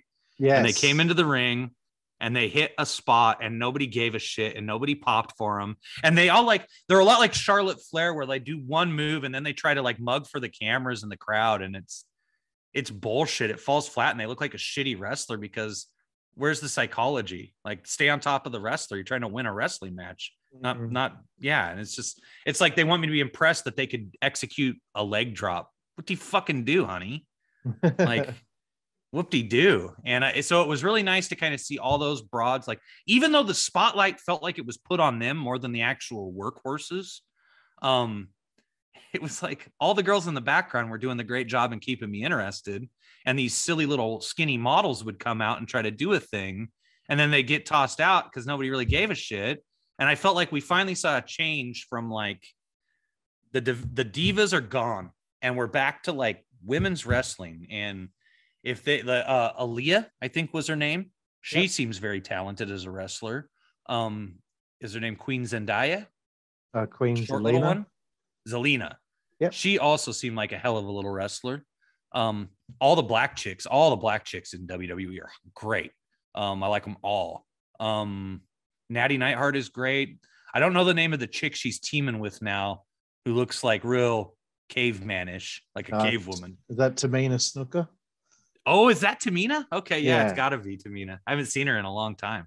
I like that. I think that all of it's great, and it's nice to see the broads who were brought in for their looks not getting the pop anymore, and people appreciating wrestling. And maybe they can actually give Natty some more to do, because Natty Neidhart is the best wrestler they have. And man. No, but that's great. I like now AEW. Should we talk about AEW now? Yeah, but go for it, bro. MJF, that's my man. That's my guy. Super talented. I think AEW's got something special going. I think the big problem Tony Khan has is he needs to stop making sports entertainment finishes. A perfect example was that dog collar match where you have this brutal dog collar match between MJF and CM Punk, and it has the Vince McMahon finish with the freaking $1 million ring. And Ted DiBiase came out and hit him with the $1 million ring. And I was just like, that is the biggest bullshit finish ever. I could not believe they did that. And that's such a great point, bro. After that brutality, and it was finished because of the ring. Yeah. And then Thunder Rosa versus whoever the broad was, Thunder Rosa took on for the belt. At their I don't know the name of that last pay-per-view. I did a dang stream about it. I don't even know Revolution. Yeah. What made no sense to me was like, so MJF gets hit with the $1 million ring and is knocked unconscious. And then in the next match, a woman is hit in the head with a belt, curb stomped into a belt, and she still kicks out on 2. Yeah. So the booking there is a problem. Yeah. Great wrestlers. I like that it feels different than WWE. Yeah. I just think they need to continue to be different. That's one of the keys to success in life is like you go the opposite direction. That's how Paul Heyman had success. He went opposite. Yeah. That's what rejuvenated WWE. They went opposite. When everybody else was trying to figure out how to take oil out of the ground in the middle of the ocean and pump it up to the surface, another guy said, well, let's just put a hose at the bottom and drag it all the way we'll just pump it to the land. And he became a millionaire. And so everybody else was trying to build a bigger computer, and Bill Gates came along and tried to build a smaller computer. And so that's what you got to do. You got to go opposite. That's a big problem with all these indie promotions. They all are Vince, WWE, marks for life, playing freaking WWE 2K22. I'm going to do these moves in the match. Like no psychology, no thought for the crowd, no listening to the crowd. They don't know what they were doing because they were trained by a has-been who never was. They didn't get trained by a real professional trainer like a Bruce Hart or a Rip Rogers who can actually give them what they need. We had a guy around here nobody knows named Buddy Wayne. He is the guy that trained Darby Allin. And Buddy Wayne knew his shit. He was just a guy who was born in the wrong era. And his prime was the 1990s when there's no business to have. And but that dude has trained a lot of guys around here. And Darby shows like the level of success you can have if you're dedicated to it as a business. Because a lot of the guys Buddy trained are the best wrestlers in the Northwest. But they've never branched out. They've never tried to go any bigger. And Darby was the guy who got the hell out quick and very smart. And I think when I finally finish Wrestling with Reality, the 54-hour documentary, people will see why Darby Allin is the smartest wrestler in the Northwest for getting out of here as quick as he possibly could. Excellent, bro. Yes. God, I don't even know what your question was. No, we're just talking about AEW, but I agree. I think for me personally, I tried to review about 20 weeks worth of AEW television, and I had to tap out last year after, I believe it was the Full Gear pay-per-view. I was pretty mad at most of the finishes of that on that show, and I just found that, geez, every time I look at a card, I know who's winning ahead of time. I can tell ahead of time that it's all foregone conclusions. I know who's winning this, and this. It never feels like that there's really high risk of anyone losing or there being an upset. It's all foregone conclusions across the board. And for me, it's like, why would I want to watch something where I can tell what's happening before it happens? Yeah, no doubt. Yeah. All right. Well, it's good to get your thoughts on all that. Wanted to ask now, aside from your 54-hour documentary, do you have any other projects on the horizon? Well, I'm hesitant to put it together, but I've really been thinking about it because it's been years since it was shot.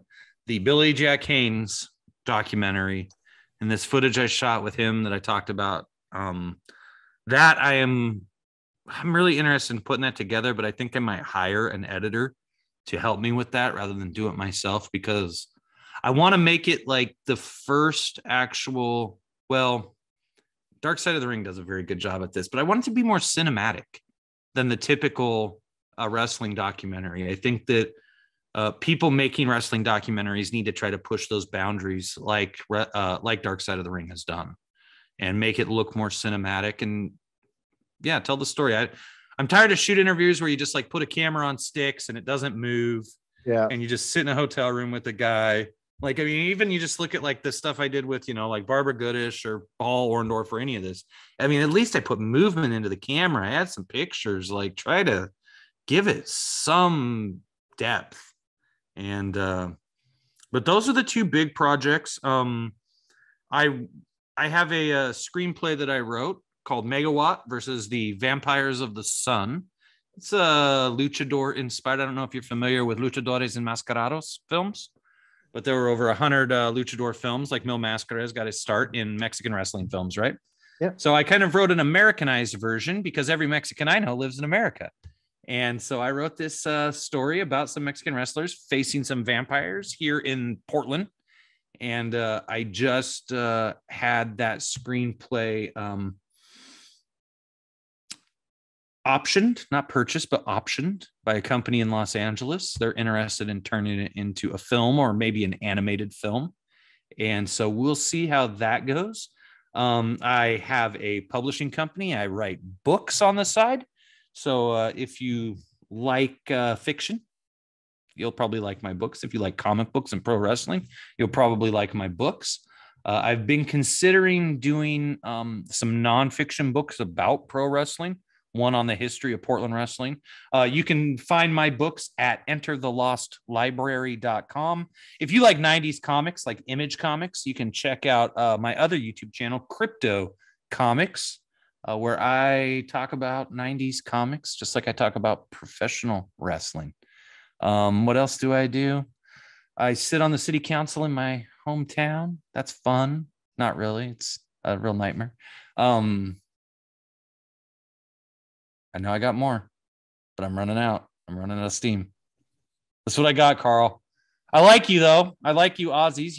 You're just the finest people. Way better than those Palms. And yeah. I like all you Aussies, and I would like it if you would come on my podcast anytime you guys want. I haven't been doing it. I'm actually trying to find people. I would love to find people to take over my channel and do something with it. I've been saying this to my friend Sean, and just like, because he just keeps trying to get me to do stuff. Just like, I just don't want to, dude. Like, I did what I wanted to do. Like I want to finish my documentaries, and that's kind of it. Like, but so if you guys are ever looking to take over another YouTube channel, I got 20,000 subscribers. They could be yours. Feel free. No problem, bro. Well, thanks for that. And I would love to come on your show anytime. Everything that you've mentioned, all the documentaries, all the things that you've been doing or have done, everyone out there, in the description on YouTube when this comes out, you can find all the links there. I'll put it all there.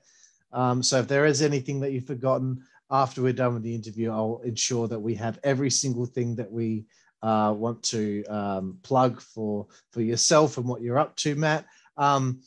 We're coming right to the end of the interview here, Matt, and I've really appreciated your time. Time is getting on over there now. It's just the early afternoon for me, so I'm fine. But I wanted to get through this final segment here of the show. It's called 5 Second Frenzy. The rule is you have 5 seconds to answer each question. It's just your favorite this, your favorite that, learning other things about you that we haven't had the chance to cover. The first question on 5 Second Frenzy is, Matt, legit, Uncircumcised. who is your favorite? Who is your favorite wrestler of all time? My favorite local wrestler is Top Gun in Portland. My favorite wrestler before my time is Dutch Savage. My favorite wrestler before I was born would be Luther Lindsay. My favorite WWE wrestler is probably the British Bulldog Davey Boy Smith. Excellent choices there. Also, Kurt Hennig. Huge Kurt Hennig fan. Another great choice there. Over the history of your fandom, is there one match that you think to yourself, that is my favorite match? Well, that's hard because what is a wrestling match? There's different kinds of wrestling matches. There's a match by Jules Strongbow and Al Madrill on my YouTube channel from Portland Wrestling that is absolutely the funniest match you will ever see. You'll never see a match like it done today. That's what I love about it.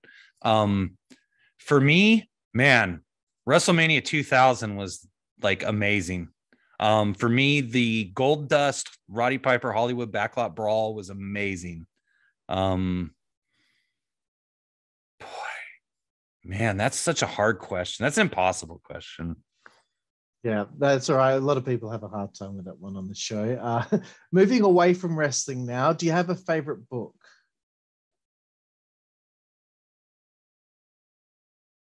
Let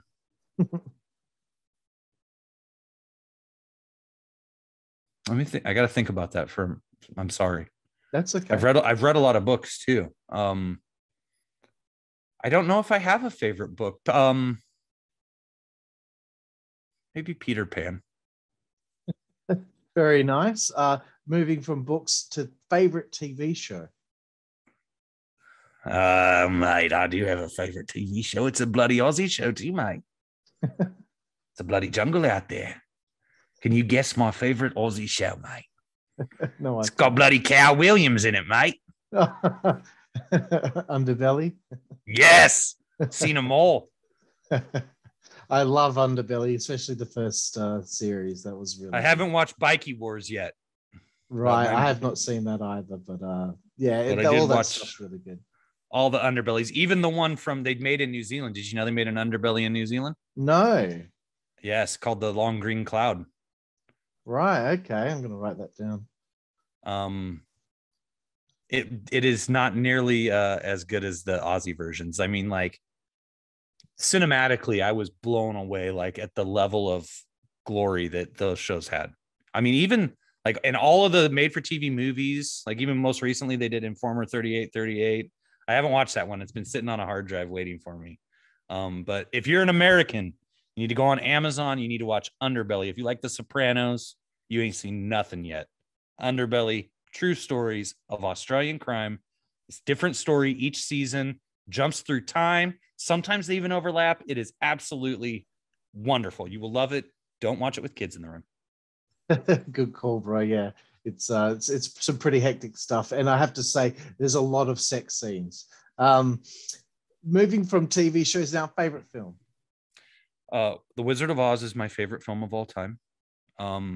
I am also a huge fan of the cinema verite documentary called F for Fake by Orson Welles. My favorite movie for growing ups is The Third Man by Carol Reed, starring Joseph Cotton and Orson Welles. It's a black and white film. Excellent. Moving away from the arts now, favorite food. Chocolate. Lovely. Favorite place to eat on the road. Between a woman's thighs. Favorite place to eat on the road? God, well, how about my least favorite place to eat on the road? Coming from the Pacific Northwest, we do not have Waffle Houses. The closest Waffle House is 1,000 miles away in Colorado. So my entire life, I've had to hear wrestlers talk about the Waffle House, though, right? Yeah. And it's just like, you probably have the same experience. Like, you want to eat at a Waffle House. You want that wrestler experience. Yeah. No, you freaking don't, brother. You do not want this experience. When I was in Kansas City, Missouri, I paid a taxi driver to take me to the Waffle House and drop me off. And I got everything. I got the waffles. I got the smothered and covered hash browns. Those were good. The waffles, oh, terrible. Everything else, horrible. It was the most horrible processed garbage ever. I cannot believe people eat there. It's actually the number one answer that we get on this show. It's always Waffle House. That's terrible. No. And I was kind of hoping that your answer might be, Denny's from San Francisco. See, around here we have Denny's and we have Sherry's. And if I had to choose between those two, you want Sherry's. That's definitely like homemade good stuff. Denny's is a little processed too. But that Denny's there, man, that was so expensive. And the blood and throw up on the toilet was just It's fine. Can't believe I had to pay for that. The next one, bro, is a favorite alcoholic beverage. I don't drink. I'm a teetotaler. If I had to drink, I would. If I had to drink, though, I would probably choose a expensive Riesling wine from the Willamette Valley because I like the sweet wines. If I had to choose a beer, I would choose either a Northwest IPA. I know, see, Australia, you guys love beer as much as Americans love beer. You guys love beer more than us. But you guys, I was really surprised to find out how big microbrewing culture was in Australia. Yeah. I mean, it's like as big as it is in the States. It was really impressive. So I would like nice IPA. But also, again, it goes back to like the chocolate beers, and those are really hard to find. We get really lucky. We have pumpkin ales here. Have you ever had a pumpkin ale? I have not, but I've I kind of had a feeling you probably didn't get that down there. Man, we have like whole pumpkin beer festivals here in the Northwest. Wow. And those are special too. But for me to drink, it's like something I do on my birthday, you know, it's very rare. Yeah. Oh, that's fair enough. And well, was that a 5-second answer? Like that's fine, bro. Yeah. Two more to go here for 5-second frenzy. Second last one is favorite female body part. You see a good looking lady. The Mapitizzy, mate. No, I like the soul. That's a very good answer. I like them long and skinny. I like them with platinum blonde hair. I like a good smile. Yep. I like them short. Zendaya. What's her name? Zelina? Queen Zelina, yeah. I like them short. Yeah, they're good too. I just like women. Nice. I like women. As long as they're not woke, as long as they're not a blue-haired land whale. I don't like them with tattoos either. Right, fair enough. And the last one, bro, is favorite curse word. Yeah, the bloody Aussie's got a curse word that I like, but I can't say it on here. I'll get in trouble, mate. Starts with a C and ends with an N. Are you talking about cunt? Yeah, mate. We don't have that here. It means something different here. I don't know. My favorite curse word. I don't have one. Sorry. That's okay. I'm not a big cursor. I'm a bit of a religious person. Fair enough. Surprisingly enough. My private life. Understood. We could talk about that. We could talk about how Hasidic Judaism has changed my Gentile life. That's a true story. Yeah, what's your favorite curse word? Probably big fuck. Fucker. Yeah, okay. It's just a good old regular fuck. But Matt Legit, so happy to have had you on the show. I've been so happy to be on this show with a true blue Aussie like yourself, mate. Yeah, mate, it's been fantastic. It was, just for me, it was only a couple of weeks ago that I was watching Wrestling with the Disaster again, and I thought to myself, I've got to find this guy and see if I can get him on the show to have a conversation with him. Well, got the chance to. You know who we didn't talk about? Time, bro. We didn't talk about Shannon. I told you about what happened to everybody but Shannon. Yes, he got out of the wrestling business. He finally did he? He did get out of the wrestling business, and he ended up being an announcer for sports car racing. Not like NASCAR level, but and he moved to Texas to become a full-time announcer at a racetrack. And then he passed away. But he lived his dream, and it's my understanding that part of his ashes were returned to his mom in the Clear Lake area. And then I think maybe part of his ashes were scattered there at the racetrack. And he was very passionate about it. We had kept in touch, people would think that he would be so mad about that video. But when I explained to him, dude, this is going to be the most popular indie wrestling video of all time. He kind of realized it. And I was like, dude, he was like, well, people are going to think I'm an idiot. I'm like, yeah, you just tell him, you just live and learn, you learn something from it. No big deal. Nobody got hurt. He's like, okay, yeah. And so he was really cool about it too. And I was really happy that he got to do that. I was sad that he died. That was very sad to hear. Yeah, he wasn't a bad person. He just made a mistake that day. He was mentally retarded according to the state. You can't hold it against him. That's it. And we did get that money, That's it. Instead of Corp. Yeah, fuck you, Corp. We got the money, not you, punk. Do something. Do something. I know what you'll do. You do more pills. That's what you'll do. And Corporal Robinson calls people I know and tries to sell them jerseys that he says he wore in the ring for $150. He's talking about a hustler, dude. Man, that guy. Don't play that part where I said "fuck you, Corp." No, I'm just kidding. You can play it all you want. I don't care. Not Too Tough though. I love Too Tough Tony. He was genuine. Yeah, I'm a big fan of Too Tough. I had him on the show maybe about a year and a half ago. Great guy. Yeah. And bro, again, thank you so much for being on the show with me, for teaching me a little bit about the Vince Russo Portland wrestling. Had a great time, bro. So thank you very much. Thank you so much. And I look forward to anytime you want to come on. I'm going to invite you. I'm going to invite you this weekend. You don't have to come. You can tell me fuck off if you want. That's fine. No worries, bro. Thank you again. And thank you everyone out there for watching the Insider's Edge podcast here with myself, Karlifornia, interviewing my new friend here, Matt Legit. And we will see you down the road. Thank you.